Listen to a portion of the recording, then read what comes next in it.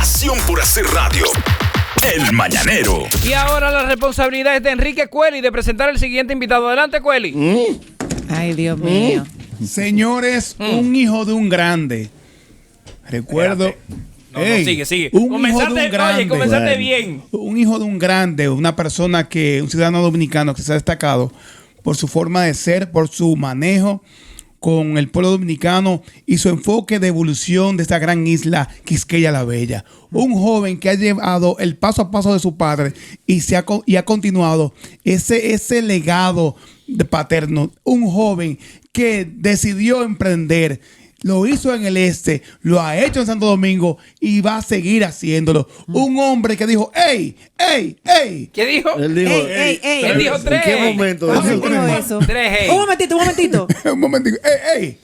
Se puede. En mi país se puede. Pero es Marco Díaz que tú vas a presentar. ¿Qué será? Que se puede. Llegó Félix Sánchez. Sigue. Félix Sánchez llegó. Sigue. ¡Sí se puede! ¡Sí se puede! ¡Sí se puede! Su nombre es Andrés Martin Horst. Pero decimos... ¿Ya dijiste su nombre? No. Pues decimos Andresito. ¡Eso es! Bueno, salió vivo, es lo importante. Pero no quisieron. No, porque él comenzó bien, que él se pierde. Sí, si lo dejamos... sí. Buenos días, Andrés. ¿Cómo tú estás, hermano? Buenos días a Bolívar Ernesto. Buenos días, Elvis Manuel. Buenos días, Rita Isaura. Buenos días, Euclid. Buenos días a Sandra, que no tenía el placer de conocerla. Un placer Enrique igual. Eduardo, buenos días. No, el tipo está bien. Él hace su tarea. Él googlea. Él no estudió cada uno. Él hizo lo mismo. Cueli, te felicito por tu presentación. Él vino a hablar de la fiduciaria reserva, que fue lo único que no mencionaste. Exacto. Pero lo que importa es el detalle. Para pero mí, la salud es lo más importante. Lo más relevante, además de mi padre, es que reiteró varias veces mi juventud. Sí. Un joven. Yo estaba buscando si era el hijo tuyo que venía detrás de ti. Porque mira a ella, a Ariana la Grande. Andrés, mira, tú sabes que a nosotros nos gusta que nos expliquen la cosa con ABC, con manzana. ¿Qué es la fiduciaria reservas?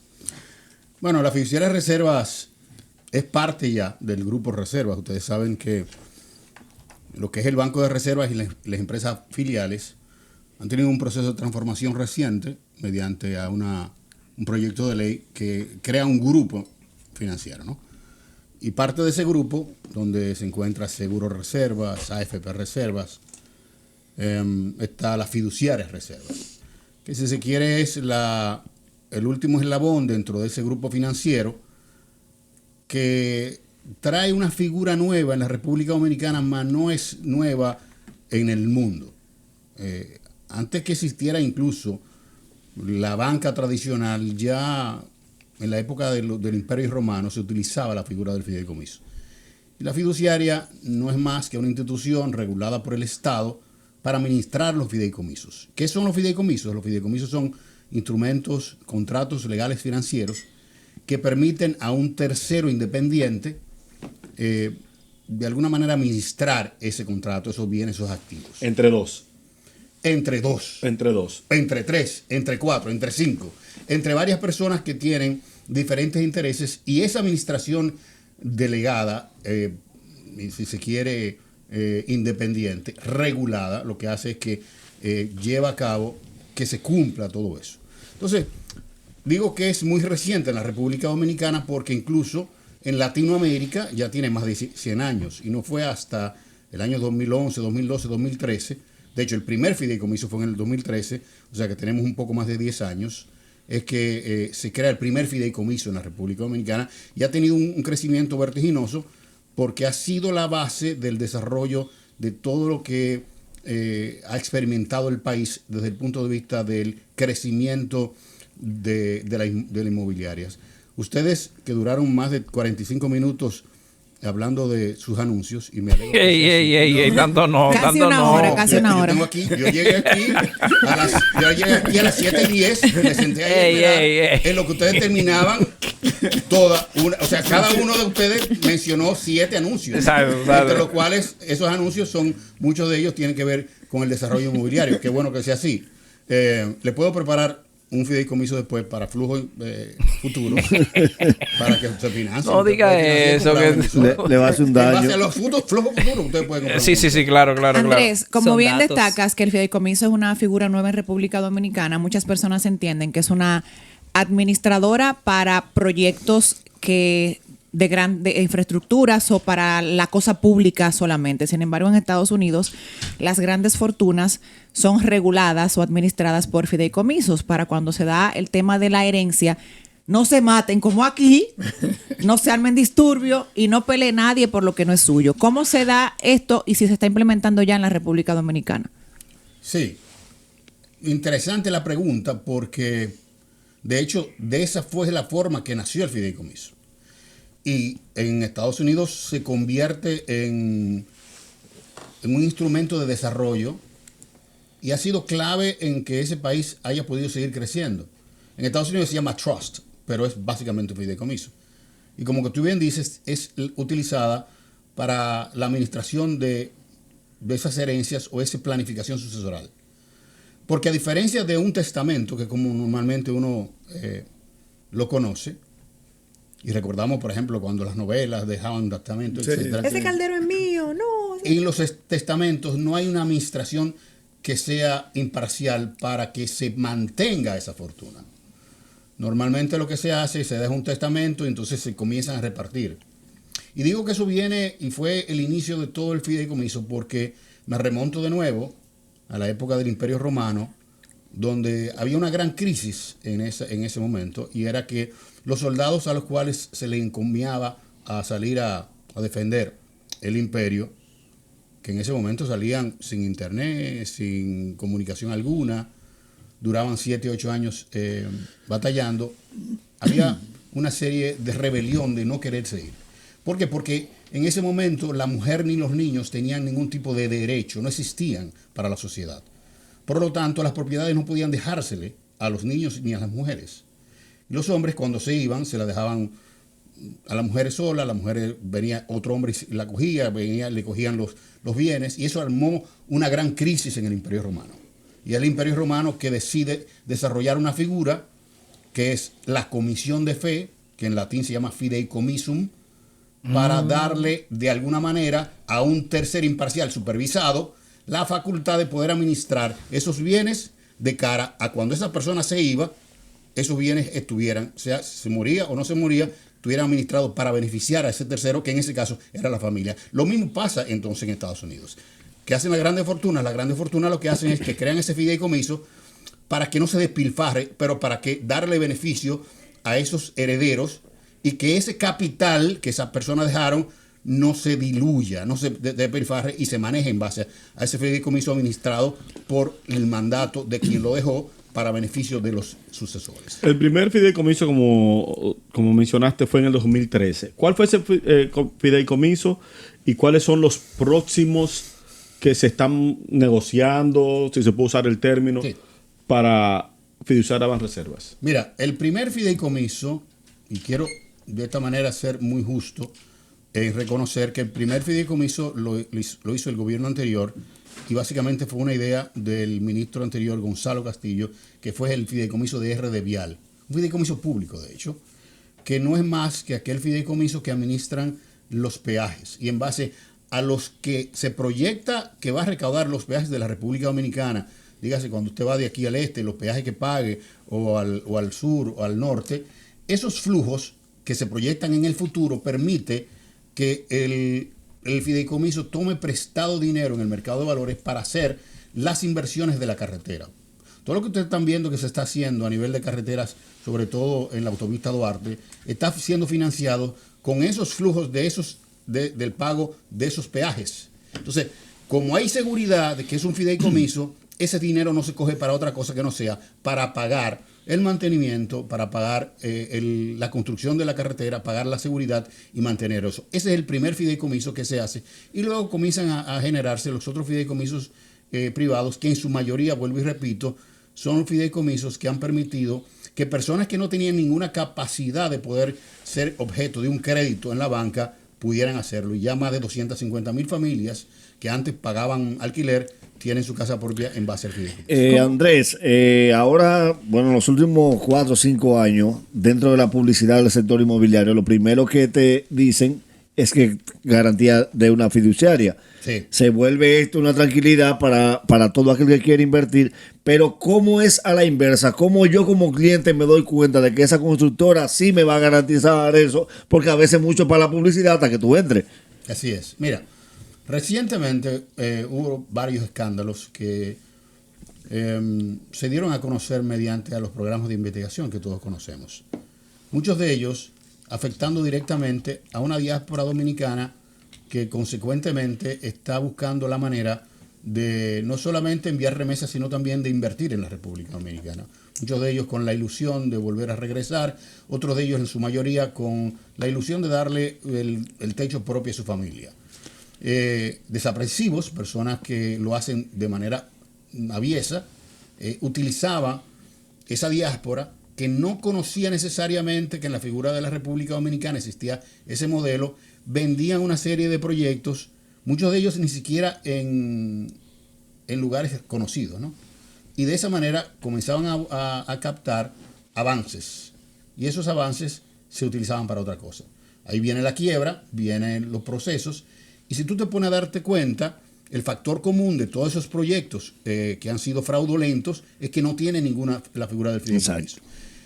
Yo siempre he dicho de que ninguno de esos casos se hubiese dado si se hubiesen hecho bajo la figura del fideicomiso. ¿Y por qué?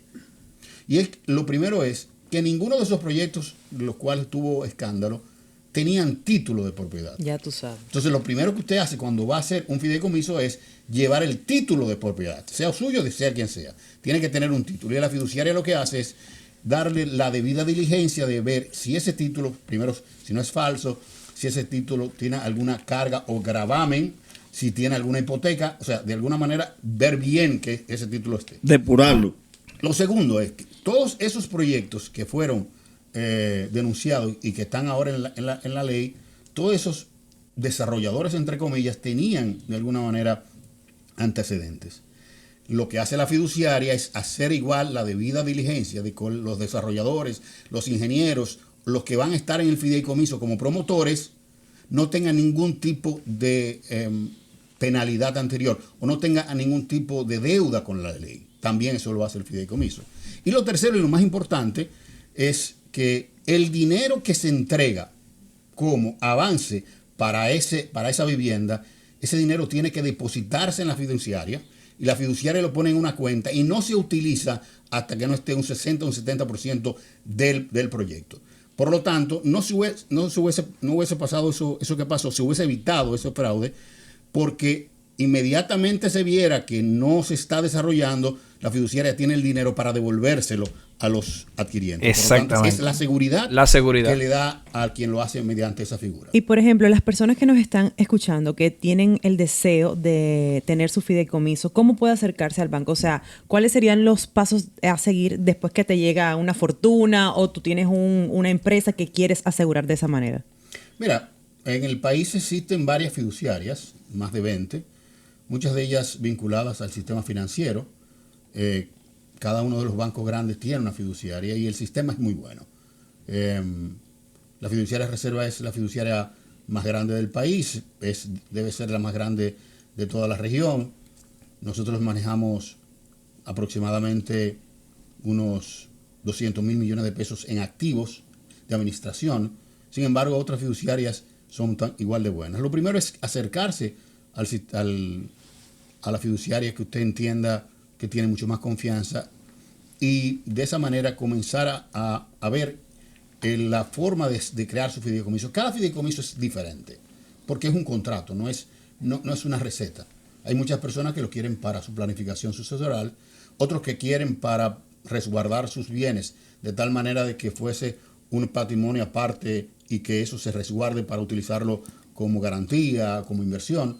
Otros que quieren por ejemplo, que su negocio se administre mediante un fideicomiso, otros que quieren desarrollar. Cada uno de los fideicomisos tiene su propia naturaleza. Y es importante llegar a la fiduciaria y con ellos contactar a los expertos para diseñar, en base a las necesidades que cada uno tenga, cómo le puede servir el fideicomiso, porque, vuelvo y repito, cada fideicomiso es totalmente diferente. Un traje a la medida. ¿Cuándo es bueno hacer un fideicomiso público? ¿Y cuándo no? Sí. Es una pregunta que se ha tornado, y tú como legislador ya elegido 2 veces, lo has visto en la opinión pública, en la dinámica pública, ¿no? Que si el país se va a convertir en un fideicomiso público, etcétera. Ya el país cuenta con una ley de fideicomiso público que delimita bien claro cuándo entra y cuándo no. Pero siendo sencillo, yo lo voy a poner en un ejemplo. El Estado dominicano, primero es un Estado bastante grande, que abarca mucho.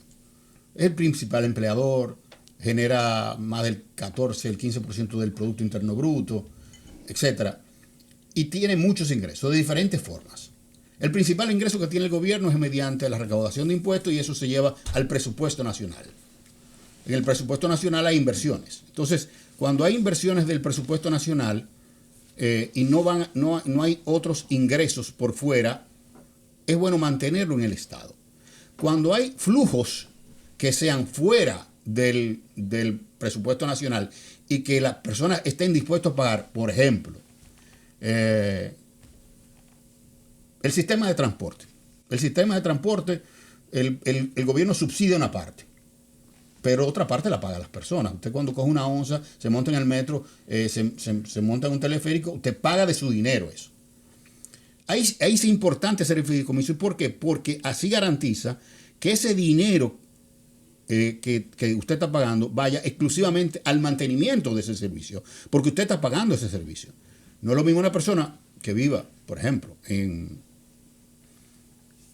Fantino, que nunca utilice el metro o una onza, de sus impuestos esté pagando eso. Esa persona lo que quiere es sus servicios básicos cubiertos.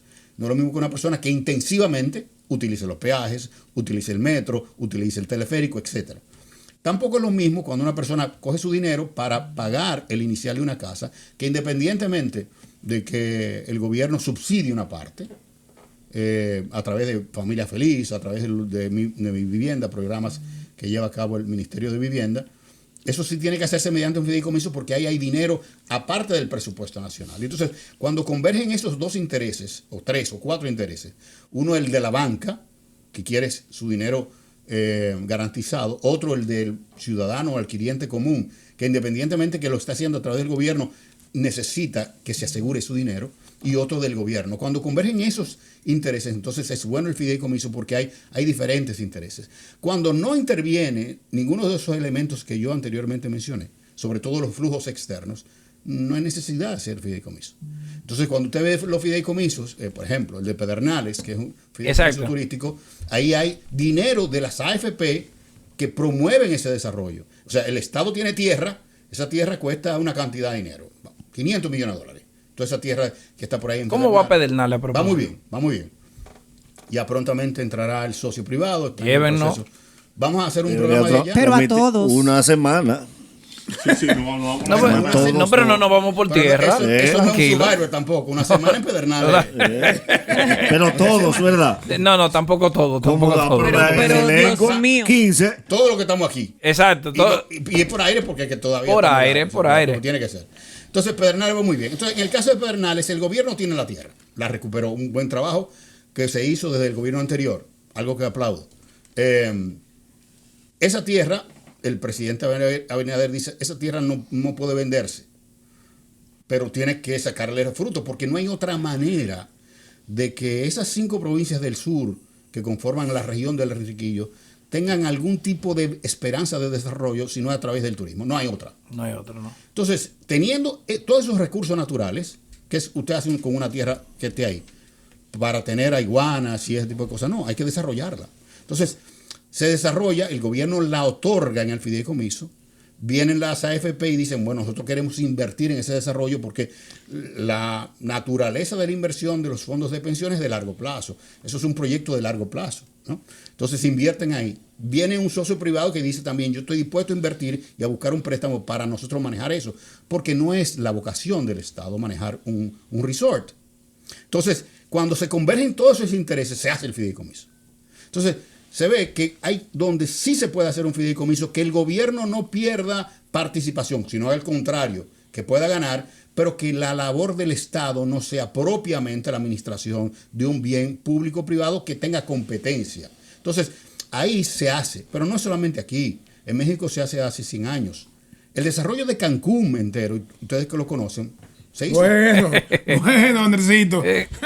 ¿Eh? ¿Qué bueno qué? Habla de tu experiencia en Cancún, la última. Lo último que visité en Cancún. Wow. Señora, historia en Por Cancún. YouTube, por Ay. YouTube. Mira, Andrés, antes Todo ese de... desarrollo en Cancún Exacto. es un fideicomiso. Mira, la invitación surge porque, bueno, nosotros tenemos una gran audiencia en Estados Unidos y, bueno, el tema de las estafas, nosotros queríamos, ¿verdad?, enfatizar de que si van a comprar, ¿verdad?, menos que no sea constructoras directas, que sea con fideicomiso. Y ese fue el móvil de invitarte. Sin embargo, ya tú estás aquí. Sí. Y yo no te voy a hacer dar un viaje, ¿verdad? Ay, yo tengo Ana, una, Biden, yo tengo una Biden. gran pregunta. Ya yo Biden, tengo que preguntarte Sí. algo que está ahí en el tapete y que tú como... No, como- y Ay, Dios mío, no le pregunte No, de pero eso. Sobre El todo con- que no me dejaron hacer entrenar. No, exacto. Pero como tú tengas el insight, háblame un chin de reforma fiscal. Ay, mamá. Mira, sí. recientemente yo escribí una serie de 3 artículos que salieron en el Listín Diario, lo pueden buscar. Sí, lo vimos. Donde Lo de compartimos. alguna manera esboza algunos mitos de la reforma fiscal, porque esto ha dado pie a una discusión en todos los medios de comunicación, casi sin excepción, de lo que es una reforma fiscal. Mira, la última reforma fiscal integral y bien hecha, nosotros la hicimos en el 92. Luego de eso, lo que nosotros hemos venido poniéndole lo que se dice los parches. Los parches. Que es de alguna manera para no querer involucrarse en otra nueva reforma y mantener... Por de el alguna costo manera- político que significaba Sí, una claro, reforma. es que tiene un costo político. Un costo político desde todo punto de vista. Es una reforma. Es como cuando una persona quiere reformar su vida. Estábamos hablando esta mañana de que Enrique quiere... Reformar su vida, pero no ha podido. No ha podido. No No ha ha podido. Estamos luchando. Entonces, eso tiene un costo. O sea, el comenzar a levantarse temprano en la mañana, alimentarse bien. Seguí 28 mujeres menos. Dejar el alcohol, etc. Importante. Ese tipo de cosas, eso tiene un costo, eso tiene un impacto. En el Estado también pasa igual. Entonces, ¿qué resulta? Que una reforma fiscal es necesaria hacerla más o menos cada 20 años. Porque van cambiando primero las prioridades, luego van cambiando los incentivos. Por ejemplo, hay una serie de incentivos que se vienen dando, que se hacen mediante al proceso de reforma fiscal. Hay una serie de incentivos que se vienen dando que ya llega un momento que esos incentivos son distorsionantes o que ya cumplieron su labor. No es lo mismo el turismo de hoy que el de hace 20 años. El turismo de hace 20 años necesitaba una serie de incentivos fiscales que permitieran que esa industria se desarrollara. Entonces, en base a todo eso, la economía va cambiando y hay que reformular el sistema de incentivos, los sistemas de gastos y también, de alguna manera, evitar las distorsiones. Porque ya en 20 años la gente, de alguna manera, le busca la vuelta al no pago de impuestos, a la evasión, y todo eso hay que reformarlo. Entonces, al final, es necesario porque primero, cada cierto tiempo la economía tiene que relanzarse. No hay manera de relanzarse con un sistema tributario que lo que hace es que castigue. Por ejemplo, yo soy de los que pienso que el tema del anticipo a las pequeñas y medianas empresas, eso hay que reformarlo. Eso es algo que distorsiona mucho porque eleva mucho el costo del dinero. Tenemos el costo del dinero alto y eso hay que reformarlo. Muchas de esas cosas hay que hacerlas y son temas que quizás en un programa, en una sola pregunta no se puede hacerlo, pero es No, inminente. por arriba. Inminente. Es inminente que yo no creo que sea ahora, yo creo que será ya En el nuevo Congreso. en el nuevo Congreso. O sea, que tú no te salvas de ninguna manera. Exacto. ¿Y la constitucional? El presidente tiene interés de hacer reformas constitucionales y ha hablado mucho del tema de fortalecer para la no reelección, el tema de la justicia independiente, pero yo creo que hay otras cosas que hay que reformar también. Yo entiendo, soy de los que entiendo de que las elecciones hay que unificarlas. Yo soy de los que entiendo también que el proceso de selección, sobre todo los representantes de los diputados, tiene que reformularse. Yo no estoy diciendo que estarán ahí, pero hay mucha oportunidad de mejora en la constitucional, que vuelvo y digo, ¿Tú te inscribes en que hay que reducir el Congreso? Totalmente. Estamos en la misma Y página. no solamente reducirlo también, sino es que, por ejemplo, en tu demarcación, es una demarcación grandísima. No es verdad que tú tengas capacidad de representación de toda tu demarcación, Bolívar. No. O sea, ustedes son 4 diputados. 4. Eso debería dividirse en 4 distritos y que el elector, el que salga, sea representante de un solo distrito, como lo es en Estados Unidos. Entonces, cuando usted se va en Estados Unidos, a Nueva York, donde está Espaillat, donde está Espaillat, el senador Espaillat, ese es el representante de ese distrito y él tiene la necesidad y la obligatoriedad de conocer cada uno de sus electores. Y eso lo que hace es, primero, que no genera esa lucha intestina descarnada entre los mismos compañeros y además baja muchísimo el costo. Última, Nagüero. Esta pregunta es una mezcla Vamos a ver. entre fiduciaria y el conocimiento que acaba de exponer en cuanto a reforma y todo esto. Andrés, te pregunto, ¿todavía tú estás haciendo oficio para que te den permiso para salir en tu casa? ¿Cómo así? Una vez a la semana. Sí, él tiene que trapear y fregar para que lo Doña dejen Elka salir. lo somete. coge esa. Y cocinar, cocinar. Y cocinar. Una vez a la semana me toca a mí. ¿Todavía? Sí. Qué bueno, él que es una estrella. Qué bueno. Muchas gracias, Andrés, por estar con nosotros. Tú sigues con tu señora, ¿no? Sí, lógico, con Se Lola. acabó, no sé si tú sabías. Pero finalmente, reitérale al dominicano en el exterior los beneficios de adquirir bienes inmobiliarios con fideicomiso. Sí. No hay forma de que haya seguridad si no se hace a través de un fideicomiso cuando hay una inversión, sobre todo de largo plazo y que no está tan cerca. Incluso, aquí todo el mundo sabe, y valga la cuña gratis, pero la constructora más importante que tiene el país de ese tipo de viviendas es Bisonó. Sí. Bisonó no hace ninguna edificación sino a través de un fideicomiso. Para que ustedes vean lo importante que es. Porque incluso les sirve al banco, les sirve a ellos mismos de seguridad y les sirve al adquiriente. Siempre que se vaya a hacer cualquier inversión desde el punto de vista inmobiliario, hágalo a través de cualquier fiduciaria del fideicomiso, porque para eso se hizo, para poder garantizar que eventualmente, independientemente de que si la persona tiene capacidad de construir, tiene buena intención, cualquier cosa puede pasar. Ya lo sabes. Entonces, esa es una seguridad. Entra pandemia. Correctamente. Entonces, cualquier cosa puede pasar y eso es un seguro de administración regulado por el Estado que permite que en el 99% de los casos se asegure su inversión. Muchas gracias, Andrés Van der Hoorn, por estar con nosotros del Mañanero. Luego de la pausa, venimos precisamente con el segmento de la diáspora. Desde Orlando, Rafael Matos. Un buen mañanero te dura